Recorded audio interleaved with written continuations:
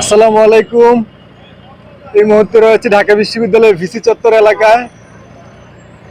আজকে ঢাকা বিশ্ববিদ্যালয়ে ভর্তি পরীক্ষা চলছে, যার ফলে প্রচুর শিক্ষার্থী এবং অভিভাবকদের সমাগম হয়েছে। আপনারা দেখতে পাচ্ছেন চারপাশে প্রচুর মানুষজন, শিক্ষার্থী এবং অভিভাবক। তো আমি আসলে জানি না আজকে কোন ইউনিটের ভর্তি পরীক্ষা চলছে। সম্ভবত কয় ইউনিটের ভর্তি পরীক্ষা হচ্ছে আজ। তো আমরা এই মুহূর্তে বাইকে করে ঢাকা বিশ্ববিদ্যালয় এলাকায় একটু ঘুরে দেখবো। ভিসি চত্বর পেরিয়ে আমরা এখন চলে যাচ্ছি কলা ভবন তথা মধুর ক্যান্টিন এলাকায়।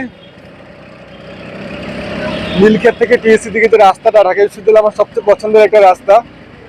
তো আজকে ভর্তি পরীক্ষার কারণে আসলে প্রচুর মানুষজন এবং প্রচুর গাড়ি ঘোড়াও এখানে এসেছে, যার ফলে প্রচুর যানজট দেখা যাচ্ছে। তো আসলে ঢাকা বিশ্ববিদ্যালয়টা খুব প্রাণের জায়গা, এখানে সবসময় প্রাণ চাঞ্চল্যতা থাকে, প্রচুর মানুষজন থাকে, প্রচুর ব্যস্ততা থাকে। তো আজকেও তার ব্যতিক্রম নয়, হয়তো আজকে ভর্তি পরীক্ষা উপলক্ষে একটু বেশি ব্যস্ততা। তো আমরা এখন কলা ভবনের দিকে চলে যাব। জায়গাটাতে অনেকটা যানজট লেগে আছে। ঢাকা বিশ্ববিদ্যালয়ের খুব সুন্দর একটা জায়গা হচ্ছে কলা ভবন। জায়গাটা বাংলাদেশের ইতিহাসের একটা অনবদ্য অংশ। মহান মুক্তিযুদ্ধে জাতীয় পতাকা এই কলা ভবনের সামনে উত্তোলন করা হয়েছিল।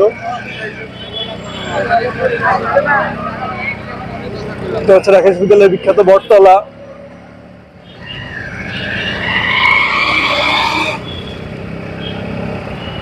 আমরা এখন কলা ভবন হয়ে ডাকসুর দিকে, ঢাকা বিশ্ববিদ্যালয় কেন্দ্রীয় ছাত্র সংসদের দিকে চলে যাচ্ছি।